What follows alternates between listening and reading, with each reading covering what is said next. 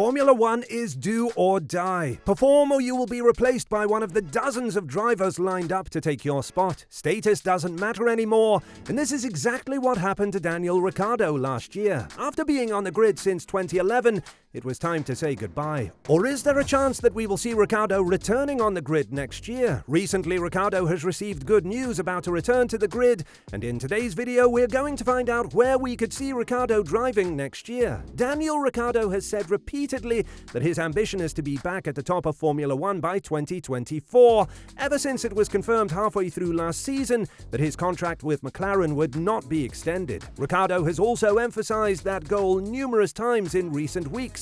So how likely is it that Ricciardo will rejoin one of the F1 teams? I do really want to come back to a top team, Ricciardo recently revealed. To be back with a team that on a good day might go for a top 10 spot once, that's not going to do me any good. I do want to return to the track, but not at any cost. There are some conditions. So let's start with the best teams.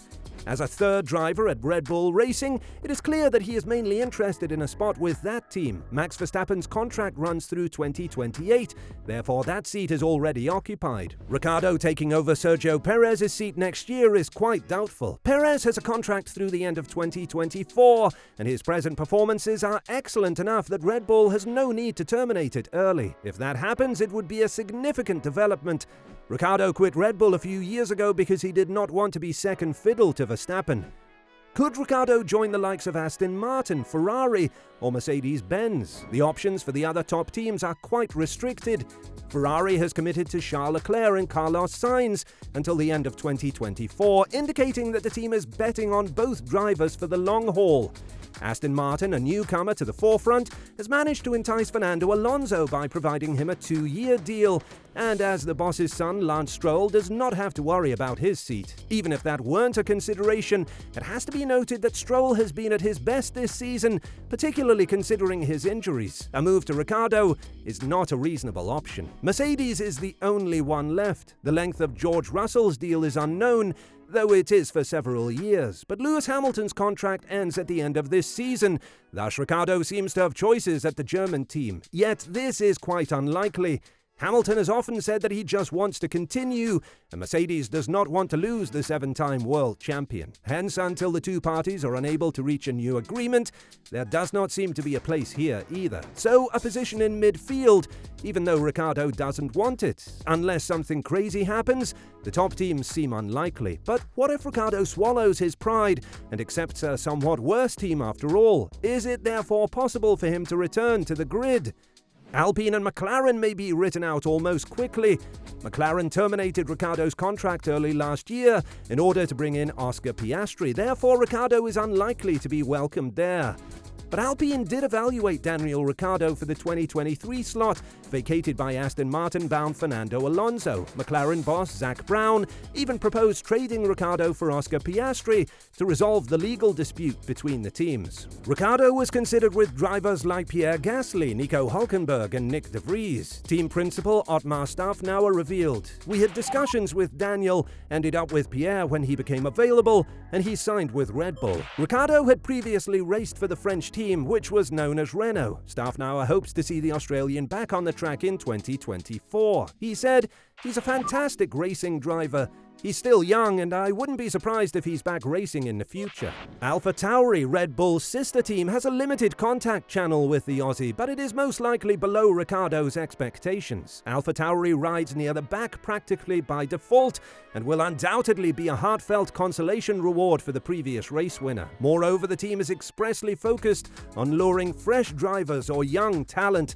The team would be breaching its own views by bringing in Ricciardo. Thus, if AlphaTauri does not extend Yuki Tsunoda's contract, another up-and-coming star from the Red Bull family, such as Liam Lawson, Dennis Hauger, or Ayumu Iwasa, is more likely to be picked. This leaves us with 3 possible seats left for Ricciardo: Alfa Romeo, Haas, and Williams. For next year, Haas, Alfa Romeo, and Williams have drivers under contract: Nico Hülkenberg, Valtteri Bottas, and Alexander Albon.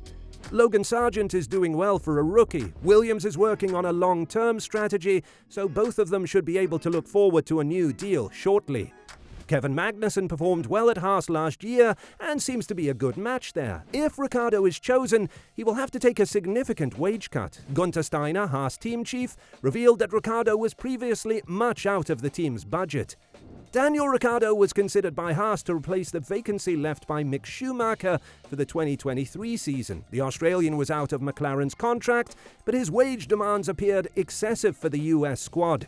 Kevin Magnussen may be heard proposing the 8GP driver for the empty position in Season 5 of Netflix's Drive to Survive. Team principal Gunter Steiner, on the other hand, rejected the notion, stating, "We can't afford it, Kevin. He wants 10 effing million minimum."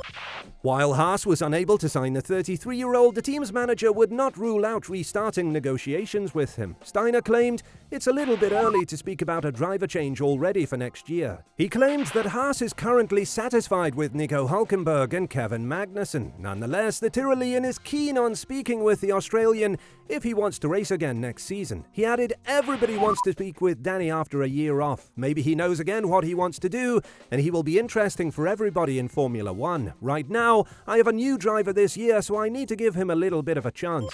That leaves the seat at Alfa Romeo, which is now held by Guan Yu Zhou. Alfa Romeo will no longer be a sponsor, therefore Sauber will take over. Andreas Seidel, who was still team leader at McLaren when Ricciardo drove there, is at the forefront of this change, but it is far from the best team Ricciardo has his eyes set on. But F2 driver Theo Pourchaire is waiting in the wings for that team. Ricciardo's desire and determination are admirable, but he does not seem to have a place on the track in 2024. Unless Ricciardo is ready to settle for a slot at Haas or Alfa Romeo, both of which are interested in him, the Aussie does not look to be returning to Formula One. If his racing heart continues to beat, Ricciardo may be better off finding sanctuary in other competitions, like as IndyCar or the World Endurance Championship. Alternatively, he may stay in his present capacity as Red Bull's marketing machine. For now, he is back with his old team as a reserve driver, but we might see him back on the track next year. Ricciardo himself has yet to decide what he will do next year, but he is leaning towards a regular spot on the grid. As he said, "Just trying to get that balance and kind of get that fixed this year, and ultimately just recharge. If I am to come back next year, just to feel like I'm coming in with a lot of intensity and a lot of purpose." What are your thoughts? Is there a place for Ricciardo on the starting grid for next year? If so, which team would you like to see Ricciardo driving for?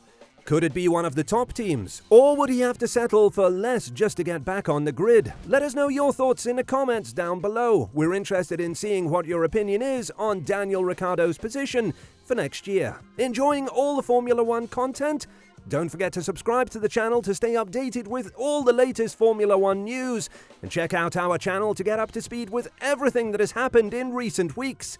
Thanks for watching, and we'll see you in the next video.